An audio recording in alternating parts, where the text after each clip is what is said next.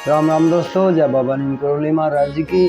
आशा है कि आपके ऊपर भी बाबा नीम करोली जी की बहुत ही कृपा होगी। मेरे दोस्तों, आपके घर परिवार में भी सभी कुशल मंगल हो, यही मैं प्रार्थना करता हूँ बाबा जी से, और सभी देवी देवताओं से मेरी यही प्रार्थना है।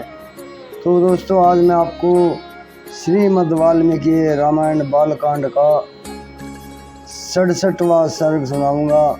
इसे सुने और श्री राम जी की इस महिमा का गुणगान सुने, और आपके ऊपर भी बाबा नीम करोली जी की और श्री राम जी की, प्रभु हनुमान जी की अनंत कृपा होगी। मैंने सभी देवी देवताओं का और हनुमान जी का आह्वान कर लिया है, सभी वे अपने स्थान पर विराजे हैं। तो मैं सभी से अनुमति चाहता हूँ। ओम श्री सरदेवाय नमः। 67वां सर्ग। श्री राम के द्वारा धनुर्भग तथा राजा जनक का विश्वामित्र की आज्ञा से राजा दशरथ को बुलाने के लिए मंत्रियों को भेजना। जनक की यह बात सुनकर महामुनि विश्वामित्र बोले, राजन, आप श्री राम को अपना धनुष दिखाइए। तब राजा जनक ने मंत्रियों को आज्ञा दी, चंदन और मालाओं से सुशोभित वे दिव्य धनुष यहाँ ले आओ। राजा जनक की आज्ञा पाकर वे अमित तेजस्वी मंत्री नगर में गए और उस धनुष को आगे करके पुरी से बाहर निकले।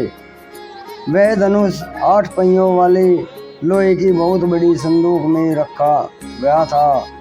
उसे मोटे मोटे 5000 महामनस्वी वीर किसी तरह ठेल कर वहाँ तक ला सके।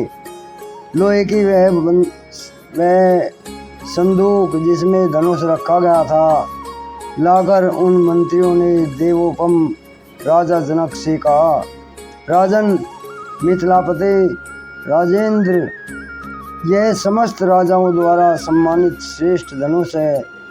यदि आप इन दोनों राजकुमारों को दिखाना चाहते हैं तो दिखाइए। उनकी बात सुनकर राजा जनक ने हाथ जोड़कर महात्मा विश्वामित्र तथा दोनों भाई श्री राम और लक्ष्मण से कहा, ब्रह्मांड यही वह श्रेष्ठ धनुष है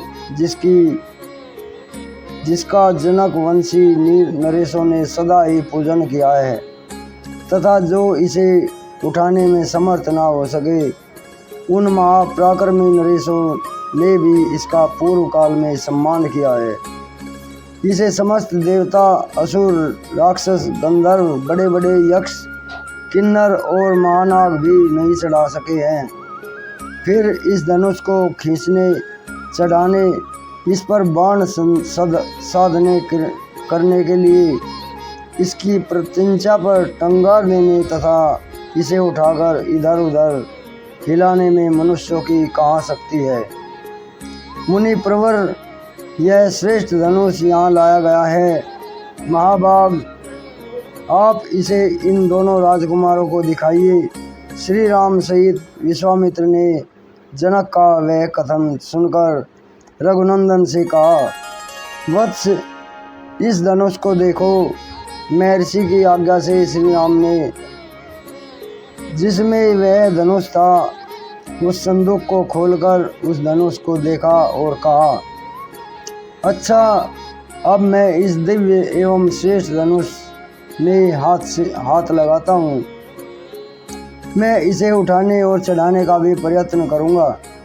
तब राजा और मुनि ने एक स्वर में कहा, हाँ, ऐसा ही करो।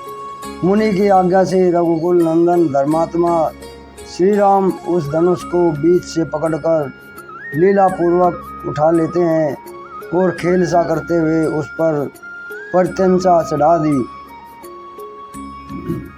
उस समय कई हजार मनुष्यों की दृष्टि उन पर लगी थी। प्रत्यंचा चढ़ाकर महायशस्वी नरश्रेष्ठ श्री राम ने जो ही उस धनुष को कान तक खींचा तो ही वह बीच से ही टूट गया। टूटते समय उससे वज्रपात के समान बड़ी भारी आवाज़ हुई। ऐसा जान पड़ता था कि मानो पर्वत फट पड़ा हो। उस समय महान भूकंप आ गया। मुनिवर विश्वामित्र, राजा जनक तथा रघुकुल भूषण दोनों भाई श्री राम और लक्ष्मण को छोड़कर शेष जितने लोग वहाँ खड़े थे वे सब धनुष टूटने के उस भयंकर शब्द से मूर्छित हो गए। थोड़ी देर में जब सबको चेत हुआ तो वह निर्भय हुए। राजा जनक ने जो बोलने में कुशल और वाक्यों में मर्म को समझने वाले थे, हाथ जोड़कर मुनिवर विश्वामित्र से कहा, भगवान, मैंने दशरथ नंदन श्री राम का पराक्रम आज अपनी आंखों से देख लिया है।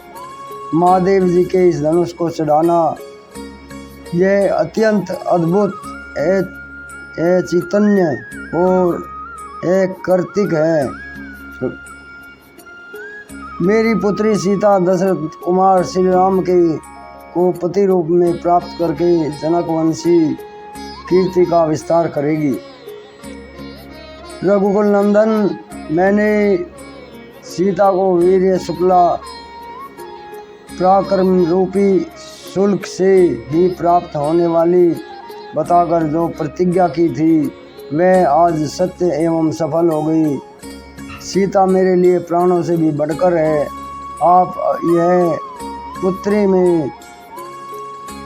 अपनी यह पुत्री मैं अब श्री राम को समर्पित करूंगा।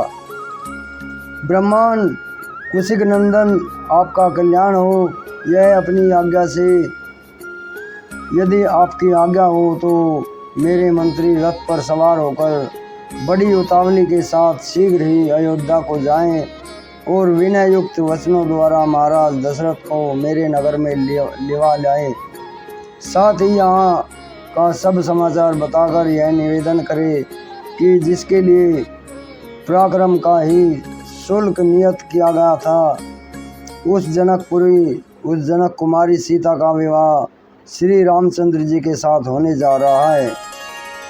ये लोग महाराज दशरथ से यह भी कह देते हैं कि आपके दोनों पुत्र श्री राम और लक्ष्मण विश्वामित्र जी के द्वारा सुरक्षित हो मिथिला में पहुंच गए हैं। इस प्रकार प्रीति युक्त हुए राजकुमार राजा दशरथ को ये शीघ्रगामी सचिव जल्दी यहाँ बुला लाएं। विश्वामित्र ने तथास्तु कहकर राजा की बात का समर्थन किया। तब धर्मात्मा राजा जनक ने अपनी आज्ञा का पालन करने वाले मंत्रियों को समझा बुझाकर यहाँ का ठीक ठाक समाचार महाराज दशरथ को बताने और उन्हें मिथिलापुरी में ले आने के लिए भेज दिया। इस प्रकार श्रीमद् वाल्मीकि हर्ष रामायण आदि काव्य के बालकांड में 67वां सर्ग पूरा हुआ। जय श्री राम, जय हनुमान बजरंग बली महाराज, जय बाबा नीम करोली महाराज। राम दोस्तों, ये श्रीमद् वाल्मीकि रामायण बालकांड का 67वां सर्ग पूरा हुआ। कल मैं आपको इसका 68वां सर्ग सुनाऊंगा। राजा जनक का संदेश पाकर मंत्रियों सहित महाराजा दशरथ का मिथिला जाने के लिए उद्यत होना। तो अभी आज्ञा चाहता हूँ दोस्तों, चैनल अगर आपने सब्सक्राइब नहीं किया है तो आपको पूरी वाल्मीकि रामायण का धर्म लाभ उठाना है, तो आपको चैनल सब्सक्राइब कर लेना और आगे भी इसे शेयर करना ताकि आपको बहुत ही ज़्यादा धर्म लाभ मिले। तो अभी आज्ञा लेता हूँ। जय श्री राम, जय हनुमान जी की, जय बाबा नीम करोली महाराज।